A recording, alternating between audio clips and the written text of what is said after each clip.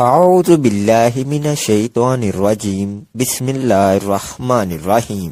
سورہ فاتحہ کا کامیاب وظیفہ بیٹھے بیٹھے کام ہو جائے گا، اللہ تعالیٰ کی غیبی مدد ہوگی، ہر ایک حاجت اسی وقت پوری ہو جائے گی انشاءاللہ۔ محترم ناظرین، آج میں آپ کو سورہ فاتحہ کا کامیاب وظیفہ بتانے جا رہا ہوں۔ یقین جانیے، جو کوئی بھی شخص سورہ فاتحہ کو پڑھتا ہے تو یقین مانے اللہ کی قسم بیٹھے بیٹھے کام ہو جاتا ہے، اللہ پاک کی غیبی مدد ہوتی ہے۔ اللہ تعالیٰ کے نورانی فرشتے اس انسان کی مدد کرنے کے لیے زمین پر آتے ہیں، ہر ایک حاجت اسی وقت پوری ہو جاتی ہے۔ اسی لیے یقین جانے اس سورت کو جامعہ سورت کہا گیا ہے، اور یہ سمجھیں کہ یہ سب وظیفوں سے تگڑا وظیفہ ہے اور کامیاب وظیفہ ہے، اور سورت فاتحہ سے آپ جس بھی کام کا آغاز کریں، اپنا گھر بنانا چاہتے ہیں، کسی جاب میں جانا چاہتے ہیں، آپ انٹرویو کے لیے جانا چاہتے ہیں، الارض آپ باہر کے ملک میں جانا چاہتے ہیں، کاغذات جمع کروا دیے ہیں، آپ کا کام نہیں ہو رہا، رکاوٹیں آ رہی ہیں، جادو بندش ہے، الغرض آپ کسی بھی حوالے سے پریشان ہیں، کامیابی چاہتے ہیں، کامیابیوں کی سیڑھی پر چڑھنا چاہتے ہیں، دنیا کے اندر کسی بھی لحاظ سے آپ عہدہ چاہتے ہیں، تو یقین جانیں آپ وہ کام جو آپ شروع کرنا چاہتے ہیں، اگر آپ کا یہ معمول بن جائے کہ آپ اس کام کو شروع کرنے سے پہلے سورہ فاتحہ کا یہ وظیفہ کریں، تو اللہ پاک آپ کے ہر ایک کام کے اندر کامیابی عطا فرمائے گا، اور اللہ پاک آپ کا بازو بن جائے گا۔ اور یقین جانیں فرشتے جو اللہ پاک کے نورانی فرشتے ہیں، وہ آپ کی مدد کے لیے زمین پر اتریں گے۔ یقین جانیں جو شخص یہ وظیفہ سورہ فاتحہ کا وظیفہ کرتا ہے، اسی وقت اس کی مدد ہو جاتی ہے، کیونکہ یہ جامعہ سورت ہے، قرآن مجید کی اول سورت ہے۔ اور یقین جانیں آپ خود سوچیں کہ اللہ پاک نے سب سے پہلے اسی سورت کو قرآن پاک کے آغاز کے شروع میں کیوں رکھا؟ اس میں کچھ بات تھی، تو اللہ پاک نے قرآن مجید کی پہلی سورت اس کو رکھا۔ تو اسی لیے پیارے ناظرین، جب آپ یہ وظیفہ کریں گے تو انشاءاللہ اللہ پاک آپ کو ہر ایک کام کے اندر کامیابی عطا کرتا جائے گا، اور یوں سمجھیں کہ آپ ہر کام کے اندر کامیاب ہو جائیں گے۔ تو یہ وظیفہ میرے اس بتلائے ہوئے طریقہ کار کے مطابق کر لو، اللہ پاک آپ کے ہر ایک کام کے اندر اللہ پاک آپ کی غیبی مدد فرمائے گا۔ جو میرے بھائی کسی بھی حوالے سے پریشان ہیں، وہ پریشانی کے وقت یہ وظیفہ کر لو۔ اگر آپ کسی جاب پر گئے ہیں، آپ انٹرویو دینے کے لیے جا رہے ہیں، آپ کچہری کے اندر، اور خاص طور پر میرے بہت سے بھائی دوستوں احباب ایسے ہوں گے کہ جن کا واسطہ کچہری عدالت کے اندر پڑتا ہوگا، تو اگر آپ مقدمہ لڑ رہے ہیں، آپ چاہتے ہیں کہ اس مقدمے کے اندر میری جیت ہو، تو پیارے ناظرین اپنے مقدمہ لڑنے سے پہلے جب آپ عدالت کے اندر جائیں تو جاتے جاتے راستے کے اندر یہ سورہ فاتحہ کا وظیفہ میرے اس بتلائے ہوئے طریقہ کار کے مطابق کرتے جائیں۔ اللہ پاک نے آپ کو کامیابی نہ دی تو آپ یہ وظیفہ چھوڑ دیجئے گا۔ یہ یقینی وظیفہ ہے اور کامیابی کا وظیفہ ہے۔ آپ جس بھی کام کے اندر کامیاب ہونا چاہتے ہیں تو آپ سورہ فاتحہ کو پڑھ لو، کیونکہ سورہ فاتحہ کے اندر اللہ تبارک و تعالیٰ کی ثنا کو بیان کیا گیا ہے، اس میں سیدھا راستہ دکھایا گیا ہے، گمراہیوں کو بتلایا گیا، اور یوں سمجھیں کہ یہاں پر اللہ تبارک و تعالیٰ کی ثنا کو بیان کیا گیا ہے، اور جس صورت کے اندر اللہ پاک کی ثنا کو بیان کیا گیا ہے، اور جب یہی انسان پہ صورت پڑے گا، اللہ پاک کی ثنا کو بیان کرے گا، تو اللہ پاک اس کی ہر ایک حاجت کو پورا فرمائے گا، اور وہیں بیٹھے بیٹھے آپ کا وہ کام ہو جائے گا جو سالوں سے نہیں ہو رہا۔ محترم ناظرین، آج کا وظیفہ بہت ہی خاص ہے، اور اس میں ایک قرآن پاک کی سورت کا عمل ہے۔ آج کی اس ویڈیو میں ہم جو عمل آپ کو بتائیں گے یہ خاص وظیفہ قرآن پاک کی ایک چھوٹی سورت کا آپ نے اس عمل کو لازمی کرنا ہے۔ انشاءاللہ تعالی اس عمل کو کرنے سے آپ کے پاس اتنا پیسہ اور اتنا مال و دولت آئے گا، اگر آپ غریب ہیں، آپ کے گھر کے مالی حالات ٹھیک نہیں ہیں، تو آپ کے گھر کے مالی حالات اس قدر بہتر ہو جائیں گے کہ آپ جتنے بھی رشتہ دار ہیں وہ آپ کو دیکھتے ہی رہ جائیں گے۔ یہ خاص وظیفہ ہماری بہت سی بہنوں اور بھائیوں کا آزمایا ہوا عمل ہے۔ اللہ تبارک و تعالیٰ کے فضل و کرم سے گھر سے غربت اور تنگ دستی ختم ہو جائے گی اور گھر میں مال و دولت کی بارش ہونا شروع ہو جائے گی۔ تحقیق انسان کا واحد مقصد یہ ہے کہ انسان اللہ تعالیٰ کی عبادت و بندگی کرے۔ اس کے علاوہ جتنے بھی امور ہیں جن کو انسان سر انجام دیتا ہے، اس لیے بھی تاکہ وہ عبادت الہی کے معاملے میں انسان کے معاون بن سکیں۔ انسان کی صحت و تندرستی، قوت و طاقت، مال و دولت، کھانا پینا، غرض ہر ایک چیز اس لیے ہے تاکہ انسان ٹھیک ہو کر اپنے اصلی مقاصد کو انجام دے سکے۔ عبادت اللہ تبارک و تعالیٰ کے حکم اور نافذ کردہ چیزوں کو انجام دینا اور منع چیزوں سے رک جانا، لیکن عبادات کے اندر بھی فرق مراتب کا لحاظ کیا گیا ہے، یعنی ان کی انجام دہی کی صورت میں مرتب ہونے والے اجر و ثواب میں بڑا فرق ہے۔ چنانچہ کچھ امور ایسے ہیں جن کی فضیلت و اہمیت اور اجر و ثواب بہت زیادہ ہے، اور کچھ ایسے ہیں جن کا اجر و ثواب دیگر عبادتوں کی نسبت کچھ کم ہے۔ نفل عبادات میں تہجد کی نماز قبولیت کی ضامن، نماز تہجد قربت الہی کا ذریعہ ہے۔ یہ نماز خوشنودی رب کا باعث ہے، اس سے حسنات میں اضافہ ہوتا ہے، گناہ معاف ہوتے ہیں اور درجات بلند ہوتے ہیں۔ نماز تہجد سے محبت الہی کا حصول ہوتا ہے۔ یہی وجہ ہے کہ اس کی توفیق انہی چند افراد کے دامن میں آتی ہیں جو اللہ کے پسندیدہ افراد ہوتے ہیں۔ ناظرین کرام، آج ہم آپ کو ایسی صورت کا وظیفہ بتائیں گے کہ بے روزگاروں نے کیا تو اللہ تعالیٰ نے ان کے لیے نوکری کا وسیلہ بنا دیا، کاروباری حضرات نے کیا تو ان کے پاس گاہکوں کی لائن لگ گئی۔ یہ وظیفہ آپ نے نماز عشاء کے بعد کرنا ہے۔ اگر اس وظیفے کو احسن طریقے سے کر لیتے ہیں تو انشاءاللہ آپ کے جو رزق کے مسائل وہ حل ہونا شروع ہو جائیں گے۔ انشاءاللہ رزق کا مسئلہ حل ہو جائے گا، رزق کی رکاوٹیں بندشیں دور ہو جائیں گی۔ یہ ایک ایسی صورت ہے جن لوگوں نے بھی پڑھا اللہ تعالیٰ نے انہیں غنی بنا دیا، جن لوگوں نے بھی اس کو کیا ان کے کاروبار خوب پھلے پھولے۔ آج آپ کے لیے یہ وظیفہ لے کر آئے ہیں۔ قرض کے بوجھ تلے دبے انسان اس کو کریں، انشاءاللہ آپ کامیاب ہوں گے، لیکن ظاہری اسباب آپ نے لازماً تیار کرنے ہیں۔ تو یہ وظیفہ آپ کسی بھی نماز کے بعد کر سکتے ہیں، لیکن نماز عشاء کے بعد زیادہ بہتر رہے گا۔ اس وظیفے کو خواتین بھی کر سکتی ہیں، بہنیں، بھائی، بزرگ سب اس وظیفے کو کر سکتے ہیں۔ اس وظیفے کو آپ ایک دوسرے کے لیے بھی کر سکتے ہیں، بھائی بہنوں کے لیے کر سکتے ہیں، بہنیں بھائی کے لیے کر سکتی ہیں، والدین بچوں کے لیے کر سکتے ہیں۔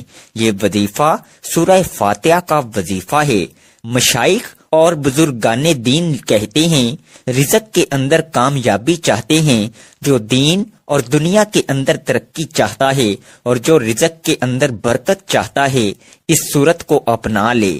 آپ نے یہ کرنا ہے کہ کوئی ایک ٹائم مقرر کر لیں۔ اس وظیفے کو جائز حاجت کے لیے اس لیے نہیں کرنا کہ امیر و دولت مند ہو جاؤں گا تو اپنے خاندان والوں کو نیچا دکھاؤں گا۔ فخر و غرور نکال کر صرف عاجزی و انکساری کے ساتھ اس وظیفے کو کرنا ہے۔ دوران وظیفہ کوشش کریں آپ نے بدبودار اشیاء کا استعمال نہ کرنا، جیسا کہ کچا پیاز ہو گیا۔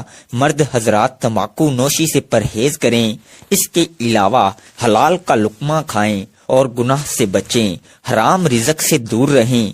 وظیفہ ختم ہونے کے بعد اللہ تعالیٰ کی رضا کی خاطر کوئی میٹھی چیز آپ نے تقسیم کرنی ہے، کوشش کرنی ہے بچوں کے اندر تقسیم کرتے رہیں۔ اس حقیقت سے تو کوئی بھی انسان انکار نہیں کر سکتا کہ دنیا میں ہر امیر و غریب، نیک و بد کو قانون قدرت کے تحت دکھ و غم اور پریشانیوں سے کسی نہ کسی شکل میں ضرور واسطہ پڑتا ہے۔ اس کا سبب یہ ہے کہ یہ دنیا دارالعلوم اور امتحان گاہ ہے۔ انسان یہاں آزمائش کے لیے بھیجا گیا ہے۔ اسے آزادی سے نیکی اور بدی کرنے کی قوت دی گئی ہے۔ وہ نیکی کرنے کی صورت میں اجر و ثواب کا حقدار پاتا ہے، لیکن نافرمانی کی صورت میں عذاب و سزا کا مستحق ٹھہرتا ہے۔ غربت و تنگ دستی اور امارات و خوشحالی بھی اس دنیا کے دارالعلوم ہونے کا ایک حصہ ہے۔ یہاں دو قسم کے لوگ رہتے ہیں، ایک وہ جو آسودہ حالت اور دولت مند ہیں اور ہر قسم کی آسائش و آرام سے بہرہ آور ہیں، دوسرے وہ جو غربت و مفلوق اور تنگ دستی کی بنیاد پر ضروریات زندگی سے بھی محروم ہیں، اور ان کی زندگی انہی دکھوں اور تکلیف سے لڑتے ہوئے گزر جاتی ہے۔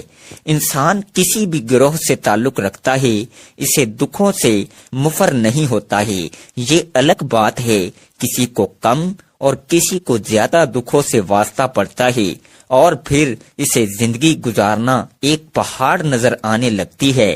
وہ چاہتا ہے کہ مصائب سے چھٹکارا حاصل کرے، اور وہ اس دکھ بھری دنیا کے سمندر میں کسی حقیر سے پانی کی طرح بہنے کے باوجود ہاتھوں پاؤں ضرور مارتا ہے، اور یہ کوشش کرتا رہتا ہے کہ دکھوں سے نجات پا لے اور غموں کے بھنور سے باہر آ جائے، لیکن وہ تب تک اپنی ہر پریشانیوں اور دکھوں سے نجات نہیں پاتا جب تک کہ وہ اللہ اور اس کے پیارے رسول صلی اللہ علیہ وآلہ وسلم کے بتائے ہوئے احکامات عمل پیرا نہیں ہو جاتا۔ اسے چاہیے کہ وہ اللہ سے اپنے گناہوں کی کثرت سے توبہ کرتا رہے، اور اس بات پر یقین رکھے کہ وہ ضرور اس کی توبہ قبول کرے گا، اور اس کی تمام پریشانیاں اور غموں کو اپنے فضل و کرم سے ضرور ختم کرے گا۔ تو ناظرین، ایک اور بات آپ کو بتاتا چلوں کہ کوئی بھی وظیفہ شروع کرنے سے پہلے آپ درود پاک لازمی پڑھ لیا کریں۔ یہ درود پاک کا عمل اللہ پاک نے قرآن کے اندر خود فرمایا ہے، اور جس کی تفسیر میں آتا ہے کہ اللہ تعالیٰ فرماتا ہے کہ میں خود درود بھیجتا ہوں اپنے پیارے پیغمبر حضرت محمد مصطفیٰ صلی اللہ علیہ وآلہ وسلم پر، اور میرے جتنے فرشتے ہیں، نوری مخلوق ہیں، یہ بھی میرے نبی پر سب مل کر درود پڑھتے رہتے ہیں۔ اللہ تعالیٰ فرماتا ہے کہ اے ایمان والو، تم بھی میرے نبی حضرت محمد مصطفیٰ صلی اللہ علیہ وآلہ وسلم پر درود پڑھو۔ یہ میرے اللہ پاک کا ہمیں واضح حکم ہے، اور یہ کام، یہ عمل اللہ کی ذات خود بھی کرتی ہے۔ قرآن پاک سورہ احزاب میں ارشاد باری تعالیٰ ہے کہ بے شک اللہ اور اس کے فرشتے نبی پر درود بھیجتے ہیں۔ اے ایمان والو، ان پر درود اور خوب سلام بھیجو۔ حضرت ابو طلحہ انصاری رضی اللہ عنہ فرماتے ہیں، ایک دن حضور اکرم صلی اللہ علیہ وآلہ وسلم تشریف لائے اور بشاشت چہرہ اقدس میں نمایاں تھی۔ ارشاد فرمایا، میرے پاس حضرت جبرائیل علیہ السلام آئے اور کہا، آپ کا رب عز و جل فرماتا ہے، کیا آپ راضی نہیں کہ آپ کی امت میں جو کوئی آپ پر درود بھیجے میں اس پر 10 بار درود بھیجوں گا، اور آپ کی امت میں کوئی آپ پر سلام بھیجے میں اس پر 10 بار سلام بھیجوں گا۔ حضرت عبداللہ بن مسعود رضی اللہ عنہ سے روایت ہے، حضور پر نور صلی اللہ علیہ وآلہ وسلم نے ارشاد فرمایا، قیامت کے دن مجھ سے سب لوگوں میں قریب وہ ہوگا جس نے سب سے زیادہ مجھ پر درود بھیجا ہے۔ حضرت انس رضی اللہ عنہ سے روایت ہے، حضور اقدس صلی اللہ علیہ وآلہ وسلم نے ارشاد فرمایا، جو مجھ پر ایک بار درود بھیجے اور وہ قبول ہو جائے تو اللہ تعالیٰ اس کے 80 برس کے گناہ مٹا دے گا۔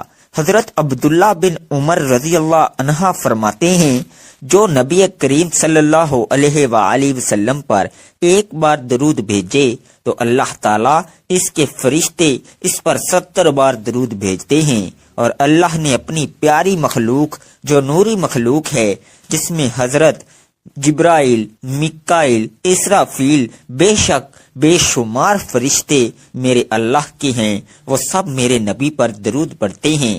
تو اللہ رب العزت فرماتے ہیں کہ میں بھی اور میری تمام نوری مخلوق فرشتے بھی، اور اب میں بندوں کو بھی حکم دے رہا ہوں کہ جو مجھ کو مانتے ہیں، جو میرے نبی صلی اللہ علیہ وآلہ وسلم پر ایمان لے کر آئے ہیں، ان کو بھی حکم دے رہا ہوں کہ یہ عمل تم بھی کرو۔ وہ عمل کون سا ہے؟ اور وہ عمل یہ ہے کہ درود پاک پڑھو۔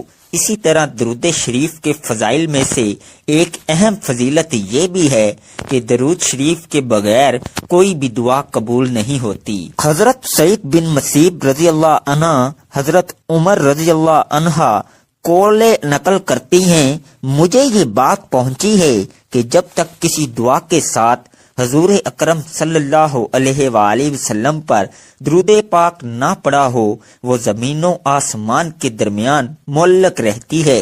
سیدنا جابر بن عبداللہ رضی اللہ عنہ سے روایت ہے کہ نبی پاک صلی اللہ علیہ وآلہ وسلم ممبر پر جلوہ افروز ہوئے۔ جب پہلی سیڑھی پر چڑھے تو فرمایا آمین، پھر دوسری پر چڑھے تو فرمایا آمین، پھر تیسری پر چڑھے تو فرمایا آمین۔ صحابہ نے کہا اللہ کے رسول، ہم نے آپ کو 3 مرتبہ آمین کہتے ہوئے سنا۔ آپ صلی اللہ علیہ وآلہ وسلم نے فرمایا جب میں پہلی سیڑھی پر چڑھا تو جبرائیل امین میرے پاس آئے اور کہا بدبخت ہے وہ شخص جس نے رمضان کا مہینہ پایا پھر وہ گزر گیا، اس کی بخشش نہ ہوئی۔ تو میں نے کہا آمین۔ پھر کہا بد نصیب ہے وہ بندہ جس نے اپنے والدین یا دونوں میں سے ایک کو پایا اور انہوں نے اس کو جنت میں داخل نہ کرایا۔ تو میں نے کہا آمین۔ پھر کہا کم وقت ہے وہ شخص جس کے سامنے آپ کا ذکر ہوا اور اس نے آپ پر درود نہ پڑھا۔ میں نے کہا آمین۔ ناظرین کرام، خود ہی اندازہ لگاؤ کہ کتنی سخت وعید آئی ہے۔ اللہ کا حکم ہے اور اللہ کے حکم کو لے کر آنے والے سارے فرشتوں کا سردار فرشتہ حضرت جبرائیل امین علیہ السلام ہیں، اور جس ہستی کے پاس وہ فرشتہ آتا ہے وہ سارے نبیوں کا امام ہے۔ اب میرے نبی آمین کہہ رہے ہیں اور اللہ کا حکم ہے، جبکہ جبرائیل لے کر آنے والا ہے۔ اب اس کے اندر کوئی شک و شبہ باقی نہیں ہے کہ وہ دعائیں قبول ہو چکی۔ میرے بھائیوں اور بہنوں، میرے پیارے نبی پاک صلی اللہ علیہ وآلہ وسلم پر درود پڑھنا عین عبادت ہے۔ دیکھو اللہ نے 2 فرشتے مقرر کیے ہیں، ایک دائیں اور ایک بائیں، اور جب درود انسان پڑھتا ہے تو یہ دونوں فرشتے لکھنا شروع کر دیتے ہیں۔ یہ واحد عمل ہے۔ کسی نے پوچھا کہ نیکیوں والے فرشتے کی تو سمجھ آتی ہے کہ وہ نیکیاں لکھے گا، جبکہ برائیوں والا کیا لکھتا ہے؟ آپ نے فرمایا جب درود پڑھا جاتا ہے تو وہ برائیاں مٹانا شروع کر دیتا ہے۔ تو اس لیے میرے پیارے نبی پاک صلی اللہ علیہ وآلہ وسلم کی بڑی عزت اور شان اور وقار ہے۔ ناظرین کرام، اب وظیفے کی طرف چلتے ہیں۔ تو آپ نے سب سے پہلے تو عشاء کی نماز پڑھنی ہے، اس کے بعد وہیں عطائے حیات کی حالت میں بیٹھ کر 1 مرتبہ اعوذ باللہ من الشیطان الرجیم پڑھنا ہے۔ اس کے بعد 1 مرتبہ بسم اللہ الرحمن الرحیم پڑھنا ہے، اور اس کے بعد اول و آخر کم سے کم 3 مرتبہ درود شریف پڑھیں۔ کوشش کریں کہ تعداد زیادہ ہو۔ درود پاک پڑھ کر الحمدللہ شریف یعنی سورہ فاتحہ جو ہے اس کو آپ نے صرف 11 مرتبہ پڑھنا ہے۔ بسم اللہ الرحمن الرحیم، الحمدللہ رب العالمین، الرحمن الرحیم، مالک یوم الدین، ایاک نعبد و ایاک نستعین، اہدنا الصراط المستقیم، صراط الذین انعمت علیہم غیر المغضوب علیہم ولا الضالین۔ آمین۔ اس کے بعد ایک تسبیح پہلے کلمے کی کرنی ہے، لا الہ الا اللہ محمد الرسول اللہ، اور جب آپ یہ عمل کریں اول و آخر کم سے کم بھی 3 بار درود شریف کے ساتھ پڑھیں۔ پھر اس کے بعد اللہ پاک سے دعا مانگیں۔ یہ ایسا وظیفہ ہے کہ انشاءاللہ آپ کی کوئی بھی دعا رد نہیں ہوگی۔ یہ انتہائی طاقتور اور آزمودہ ہے، یہ بہت ہی مجرب وظیفہ ہے۔ میں نے سوچا کہ یہ تحفہ اپنے ناظرین کو بھی دے دوں، کیونکہ اس دور میں کافی لوگ پریشان ہیں، روپے پیسے کی کمی ہے۔ انشاءاللہ العزیز اللہ رب العزت آپ کو بھی اپنے فضل و کرم سے اس مالی تنگ دستی سے نجات دے گا انشاءاللہ، اور خوشخبری ملے گی، اور یہ عمل ایمانداری کے ساتھ اور مکمل یکسوئی کے ساتھ کرو۔ حضرت ابو ہریرہ رضی اللہ عنہ سے روایت ہے کہ عرض کیا گیا، یا رسول اللہ، قیامت کے روز آپ کی شفاعت کا سب سے زیادہ مستحق کون ہوگا؟ آپ صلی اللہ علیہ وآلہ وسلم نے فرمایا، ابو ہریرہ، میرا گمان یہی تھا کہ اس بارے میں تم سے پہلے مجھ سے کوئی نہ پوچھے گا، کیونکہ میں دیکھتا ہوں کہ تم حدیث پر بہت حریص ہو۔ قیامت کے روز میری شفاعت حاصل کرنے میں سب سے زیادہ خوش نصیب شخص وہ ہوگا جس نے خلوص سے دل و جان سے لا الہ الا اللہ پڑھا ہوگا۔ حضرت انس رضی اللہ عنہ سے روایت ہے کہ میں نے حضور نبی اکرم صلی اللہ علیہ وآلہ وسلم کو فرماتے ہوئے سنا، قیامت کے روز میری شفاعت قبول کی جائے گی۔ میں عرض کروں گا، یا رب، جس کے دل میں رائی کے برابر ایمان ہو اسے جنت میں داخل فرما دے۔ بس وہ داخل ہو جائیں گے۔ پھر میں عرض کروں گا، اسے بھی جنت میں داخل فرما دے جس کے دل میں ذرا سا بھی ایمان ہے۔ حضرت انس رضی اللہ عنہ فرماتے ہیں، گویا کہ میں اب بھی اشارہ کرتے رسول اللہ صلی اللہ علیہ وآلہ وسلم کی انکشان مبارک کی طرف دیکھ رہا ہوں۔ حضرت ابن عباس رضی اللہ عنہ سے روایت ہے کہ حضور نبی اکرم صلی اللہ علیہ وآلہ وسلم نے فرمایا، اہل ایمان میں سے ایک قوم اپنے گناہوں کے باعث جہنم میں داخل ہوگی، تو مشرکین ان سے کہیں گے، تمہیں تمہارے ایمان نے کوئی فائدہ نہیں دیا کہ ہمیں اور تمہیں ایک ہی جگہ عذاب دیا جا رہا ہے۔ پس اللہ تعالیٰ ان پر غضب فرمائے گا اور مالک کو حکم دے گا کہ دوزخ میں ایسے کسی شخص کو نہ چھوڑے جس نے لا الہ الا اللہ کہا ہو۔ انہیں اس حال میں جہنم سے نکالا جائے گا کہ چہرے کے سوا ان کے پورے جسم جل کر سیاہ کوئلے کی مانند ہو چکے ہوں گے، اور ان کی آنکھیں نیلگوں نہیں ہوں گی۔ بس انہیں نہر حیات پر لایا جائے گا تو وہ اس میں نہائیں گے۔ ان سے ہر قسم کی کمزوری اور تکلیف دور کر دی جائے گی، پھر وہ جنت میں داخل ہوں گے۔ فرشتے ان سے کہیں گے، تمہیں مبارک ہو، تم اس جنت میں ہمیشہ کے لیے داخل ہو جاؤ۔ بس انہیں جنت میں جہنمی کہہ کر بلایا جائے گا۔